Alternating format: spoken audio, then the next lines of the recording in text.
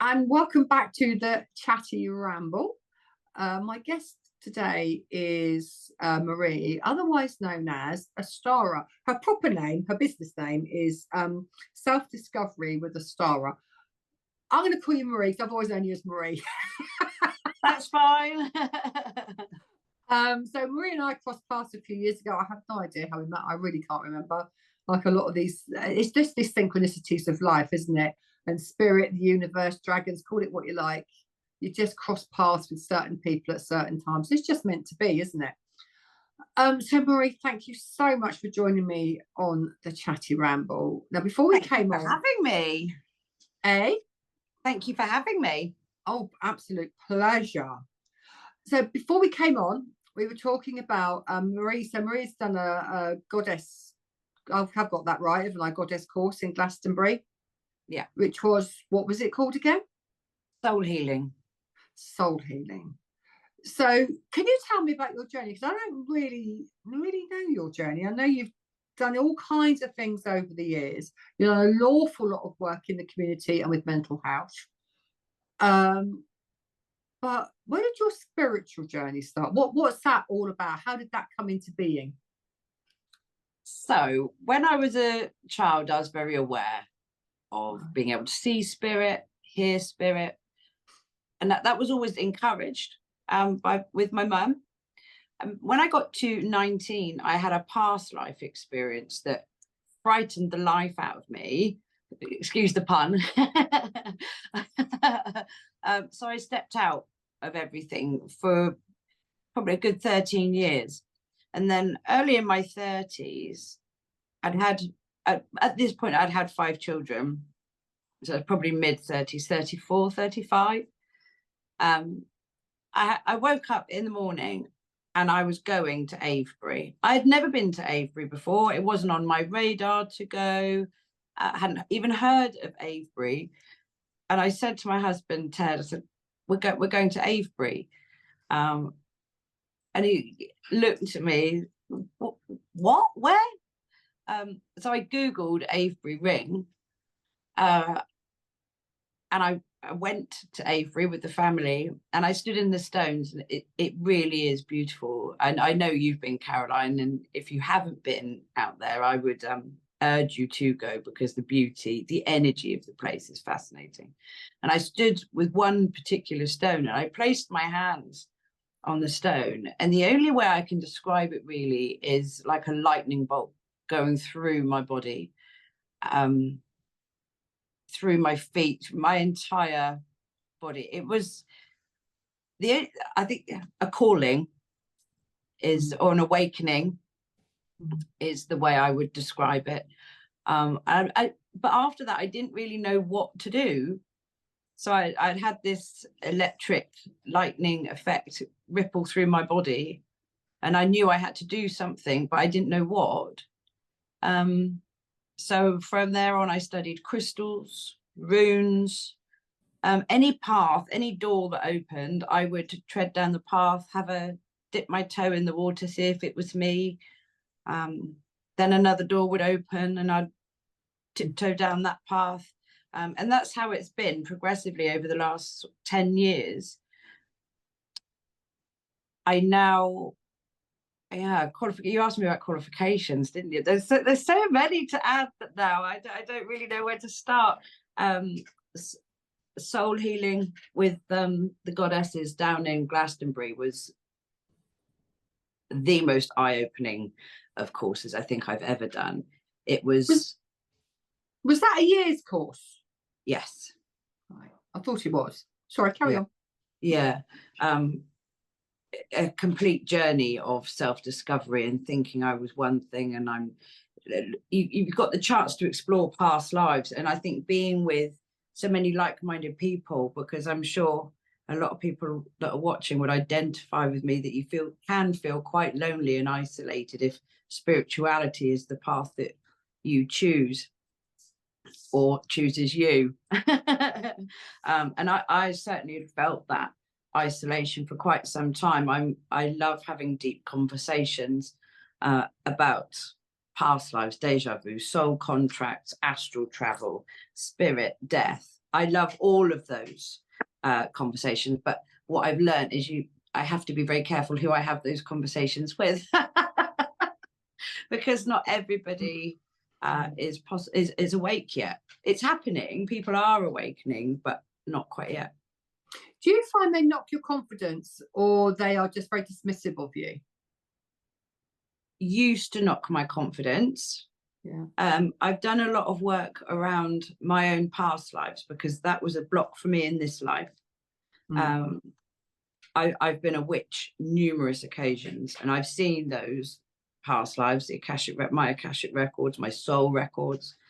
But the fear of being who I am, who I truly am, of what's going to happen to me if I tell somebody who I am, or if I let my identity slip, I might be burnt at the stake, I might be drowned, I could be brutally murdered.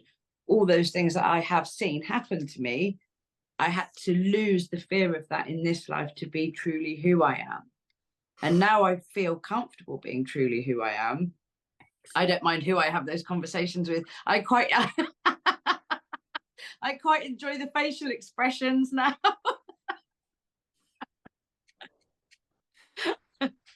And isn't that a testament to the amount of healing that you've done along that path?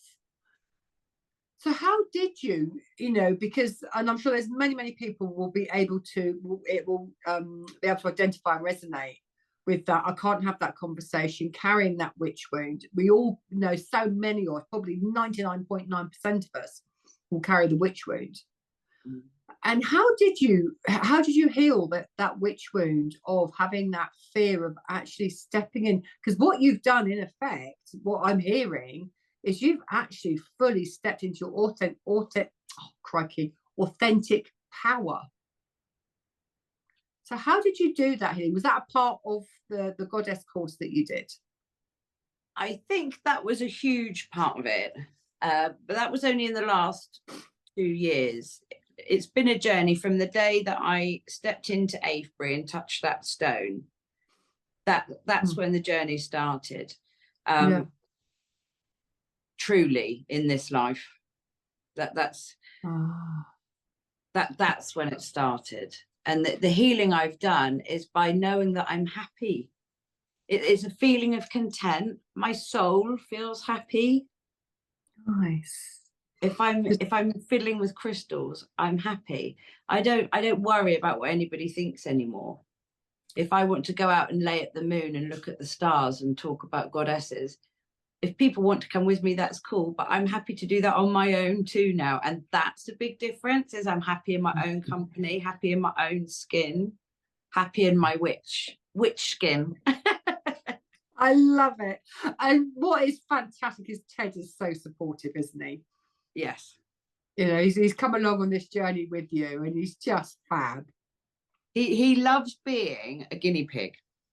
And when I say guinea pig, if I've got something, a new meditation I want to try, or a crystal, I want to play with the crystals a little bit, or a new meditation, I want him to explore that. He's the first up on the couch. He was very reluctant 2 years ago, but now he puts his hand up, pick me. He even did the womb healing. And Caroline, I have been with my husband for 16 years. The only time he has cried was when our beloved Labrador died 8 years ago. But the womb healing, he cried. Did he? Oh, just love him. He's Absolutely. Such a lovely soul. He's just such a lovely soul. And I was sat next to him. I did a workshop with Kate Parker. I did the Firesider workshop with Kate Parker, and I was with another friend of mine, and I was sat next to Ted. And it's like, oh, Ted's here! How amazing! There's only a couple of him and his dad, the only two blokes in the whole room of about 30 people, full of 30 women. But it was amazing to have him there. Well, Ted is a healer.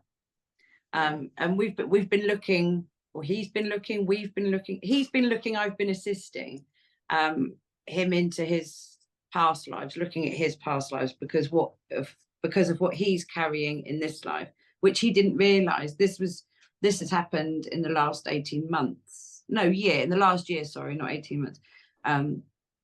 He'd seen something from a past life which had caused a huge block in this life, and wanted to work on it. But as I understand, it can be quite a challenge. There's an element of fear to working on a past life, because you've then got to go and open that door to have a look at it and see why it's blocking in this life, and that's a lot of hard work. I think that takes a level of bravery and want. You've got to want to do that.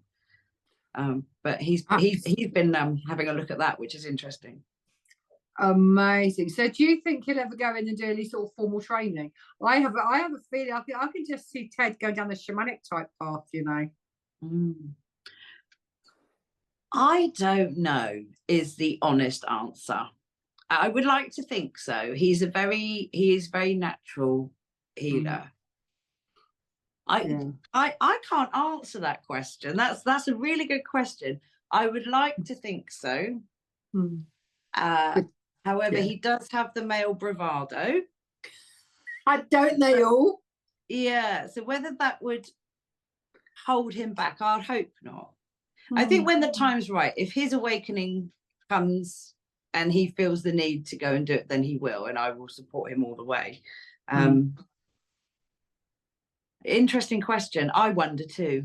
It was. Can I just wonder, because sort of, you know, because Kev's, you know, my husband, and he's incredibly intuitive. He's highly sensitive, and God love him. He was a guinea pig for my tarot students on Saturday afternoon, because they actually their first practice reading, and they did it as a group. And he very willingly, of course, he knows the cards quite well because he's been around me for the last 30 years. I've been doing the cards. And yeah, he was so willing, and he was really encouraging to them.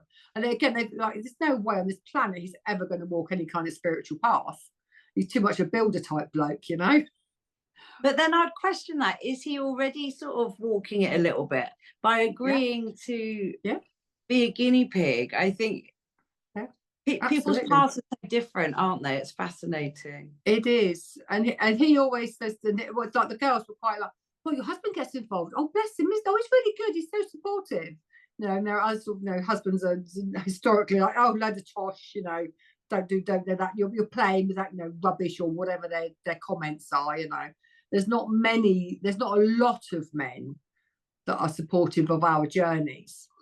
And I think that's just a part, you know, Kev just said, look, I take from it what I like and I disregard what I don't like. And I think that's just really honest, isn't it? Yeah, honest, and a great way to be. Yeah, because if something sits with you, then have a look at it, and if something doesn't sit, then don't. And that's exactly what he does.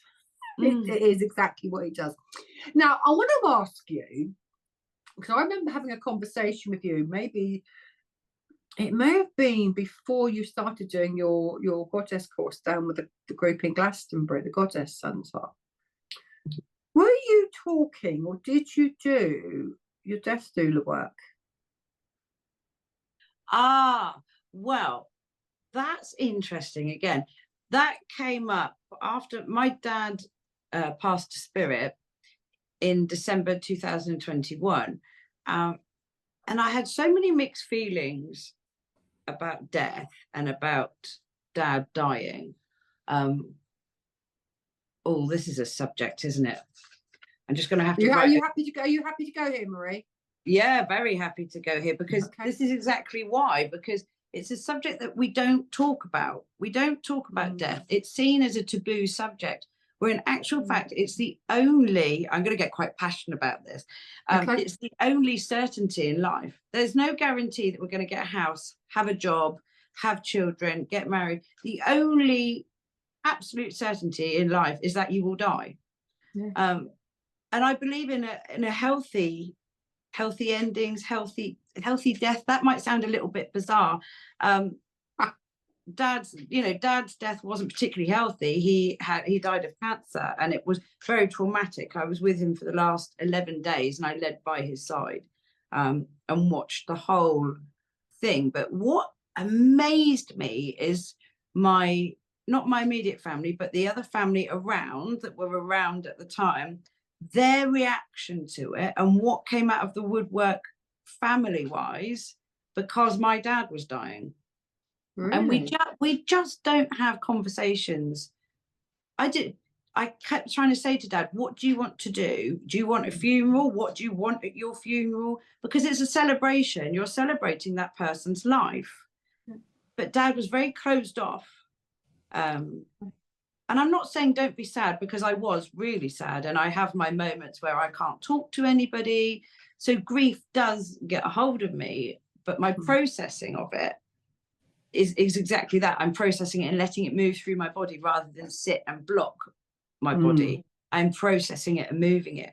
So the whole death doula, death priestess, it was a death priestess course that I was looking to do in Glastonbury to help people, not only those that are dying, but the family around, having maybe a support network in allowing the death, not allowing, accepting. So acceptance of death, that it is happening.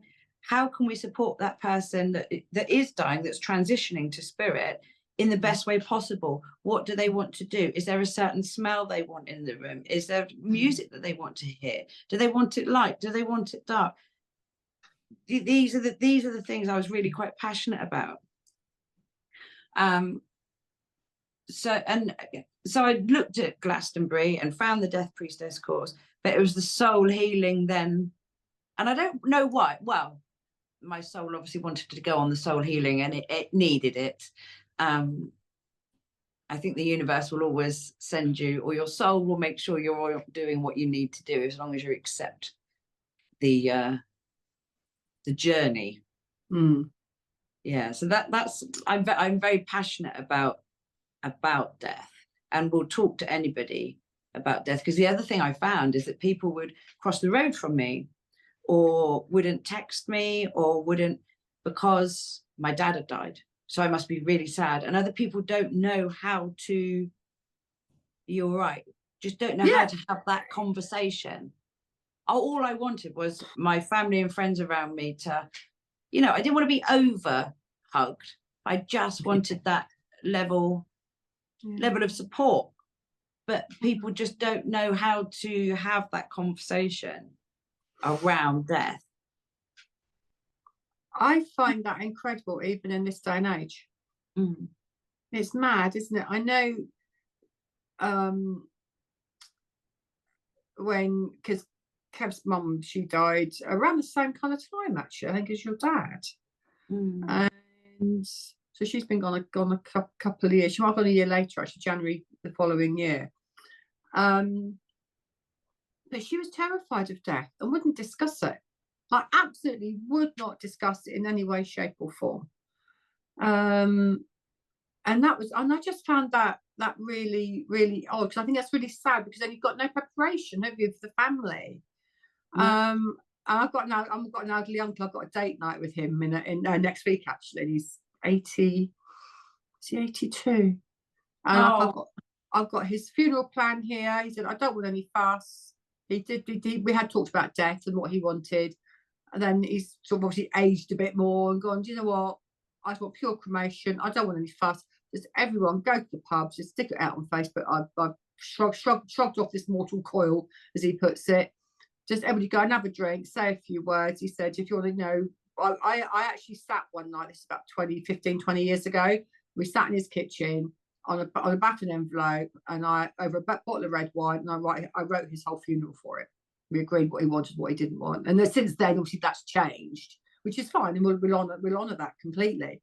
But I just think to have those conversations, I just think it's healthy, isn't it? I think so, because it's accepting and making sure you're getting it right for the person that has died. Absolutely. Because you don't want to get it wrong, do you? You certainly don't be haunted by them, do you? Because you got it all so badly wrong. No, Dad has come through to me a couple of times, and people often say, "How do you know that you've got a message from spirit?" And there's so many ways, isn't there, that spirit can communicate. And Dad it would always be through music, which is funny because he wasn't particularly into music. I am, as you know, hugely into music, but Dad wasn't. He maybe liked the Shadows and Belinda Carlisle and a bit of Catherine Jenkins, and that was it. But then we used to listen to Dolly Parton when I was younger, and we had that in the car on a tape. For those of you who are listening who maybe remember a tape in a car, we had a Dolly Parton tape, and I was sat at work, and all of a sudden Applejack came on, which isn't even like one of Dolly Parton's most famous, is it? Applejack it's a beautiful song, and I sing it myself. But so I knew it was Dad, because Applejack had come on, and I'll get in the car and Belinda Carlisle will come on, and it'll be one of her sort of more obscure hits, if you see what I mean. And I see him sometimes on a dog walk, which is nice. If I'm just busy thinking away, Dad will suddenly appear. Do you actually see him? Do you? Yeah, I see him, hear him. Nice. Well, I like the Five Clares. That's a really good conversation, isn't it? Yeah. So I feel him, which is a clairsentient. I see him, which is a clairvoyant. I know he's there, which is a claircognient. I don't smell him, so there's no clairsalient with him. And I hear him, so clairaudient. But the clairsalient is something that I'm working on myself, because I don't feel like I'm open with that yet. I know that's really interesting, because I'm like your claircognizance, not particularly clairvoyant.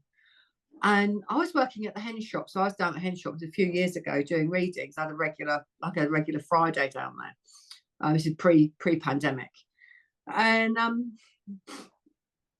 I walked upstairs because I used to use the harmony room.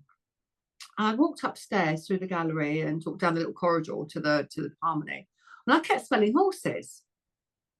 And this has been going on for a couple of weeks. It's like, and everyone walked past this certain point. There's actually a trapdoor on the floor that goes down to the shop floor. And it's like, I wonder if there was like horses here at some point. If this was like below, was like a stables, or something like that, and upstairs was that staff lived, or stable lads' quarters or whatever, because they're really old buildings in Avebury. And so I asked the staff, and they said no, it's always either been cottages or a shop. There was a post office once upon a time, and there used to be either 2 or 3 cottages before it was made into the hen shop. And it's like, well, if it isn't anything to do with the land and what was here previously, what the hell? Why am I smelling horses? And I scratched my head for another week or so. And I walked back through sort of another week later. I walked back through, and there was the smell of horses. I went, oh, it's Granddad. And as soon as I recognised it's my grandfather, because his life was horses, so that's where I inherited my horsey stuff from. From it's a whole family thing of horses. And as soon as I acknowledged it was my grandfather on my mum's side, never smelt it again. Yeah, I love that they come to say hello.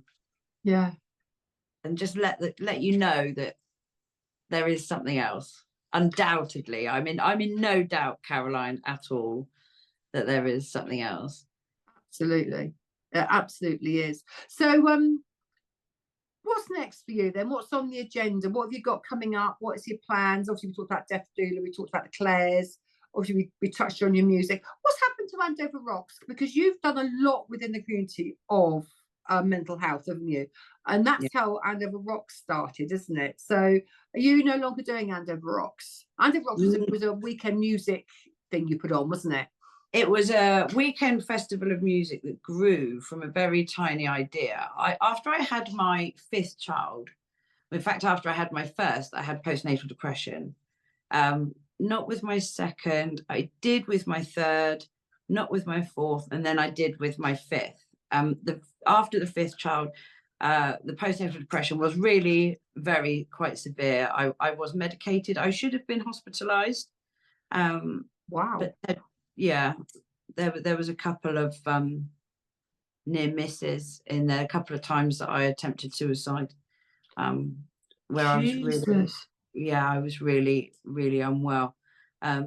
And it was music that had started my recovery. And I would go out to open mic nights. And when you think of that energetically, I'm clearing the throat chakra. Yeah. Yeah. So your voice comes from your diaphragm, so your solar plexus chakra. So where are you holding the emotions of your solar plexus chakra? Our tummies are our emotional hub. So clearing that through the throat chakra. So singing for me was part of my recovery. And I noticed the change in my mental health. And I was working for Mind actually at the time. And I said, why are we not doing any music therapy? And the answer I got was, we don't have any funding. So I then phoned places like the Priory, Melbury Lodge, the mental health units sort of locally, and said, do you offer music therapy? They said, no. Why? We haven't got any funding. So I decided to create a mission for myself that I'm fed up of hearing the phrase, we've got no funding. I'm going to create my own funding. So I did, and it was only going to be a one-off festival. I called it Andover Rocks. It ran for 7 years. We ran through the pandemic, but we did it like acoustic lounge style, like a Zoom, if you see what I mean. Facebook Lives, if it was. We raised over 10,000 over those 7 years. And I think one of the most amazing things, Caroline, is nobody ever got paid. Not me, none of the musicians, none of the lighting engineers. Wow. Nobody. Every single penny that was raised went straight back into the community. Not even printing anything. We had Bullpit Print, who were amazing. They did all the printing for free. Oh my goodness. Yeah, absolutely. It was quite phenomenal when I look back at it. Yeah, however, huge. Yeah, it was pretty huge, and it was great. Do I miss it? Yes, but there was a lot of stress with it as well. And the person who I would run it with, so he was doing all the IT, because as the festival grew, I'm not very IT savvy. I think it's the frequency my energy runs at. I tend to kill most things electrical. So I really wasn't surprised when I had the issue getting on to the Zoom. He died.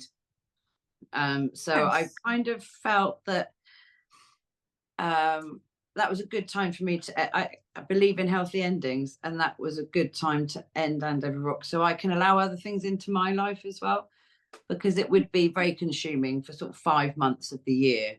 Yeah, it was a great run, but it's also great to go out on a high. Absolutely.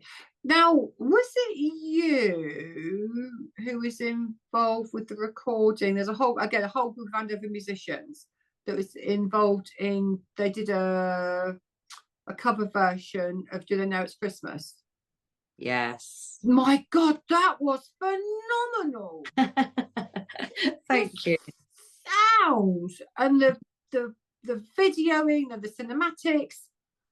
Oh my God, that was outstanding. Is that still on YouTube? I believe so. God, we need to put a link, because my God, the recording studio, because did you do that recording with Lewis? Yes. My God, he's good, isn't he? Yeah, Golden Wave Studios. Yeah. In Clapton, he is. Yeah. Yeah, because I've used his recording studio for one of my meditations. Now I'm going to go back, because he is just phenomenal. Yeah, he's great. Lewis is great. Yeah. Because that was just outstanding. Thank you. Yeah, it was fun. I didn't organise that. I was a participant, which was rather nice. Yeah, so if you can find me a link for that, and I will put it below for people, because it really is incredible. It really is so professional. You think a bunch of local people that are all professionals in their own rights, musician wise, not top of the pop style, but they're bloody good musicians locally. We've got so much talent, haven't we? And we just don't celebrate it enough, do we? No, we've got amazing musicians in Andover, absolutely. Some of which tour internationally, I have to say. Yeah, we've got a few international musicians. Kudos to Andover then. Yeah. See, we're we're doing it on the musical and the spiritual. We're raising the vibrations of our lonely little town in the south of Hampshire. Aren't we? So also you're involved in Andover Radio, aren't you? Oh yes, I write a spiritual column. I forget, you know more about me than I do. I write a monthly column for Andover Radio. That again, it's called the Spiritual Corner with Marie Ponting, and I tend to cover little bits. It's a small column because I don't want people to be overwhelmed. If people want more, then I'll write more, but I try and keep it small. And I talk about goddesses, the pagan sabbats. I'm trying to explain it and break it down, sort of bite size for people, really. I do talk about death a little bit. Yeah, it's introduction to those that are a little bit curious and don't know anything about it. Yes, fabulous. So what's coming up for you over the summer? Mainly doing the workshops. The Bridget, I channel Goddess Bridget. So the wand workshops I'm going to be running, although I've increased them. We do connection with the wand. We search for a spirit guide before the wand making. We make the wand, and then we do connection to the wand meditation afterwards. So I've changed the workshop slightly. But mainly at the moment, it's the fire ceremonies around the pagan sabbats that I'm focusing on, and one-to-ones. Fabulous. So they can find you. You don't have a website, do you?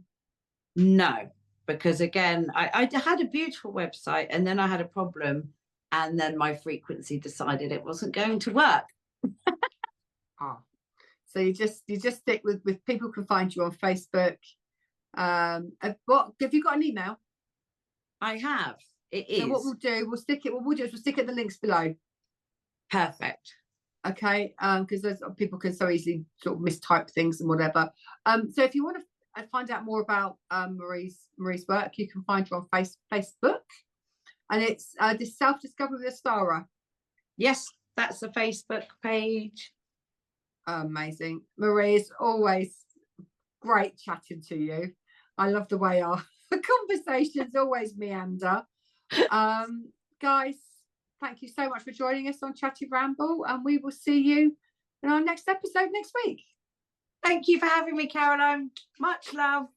Take care. Bye, guys.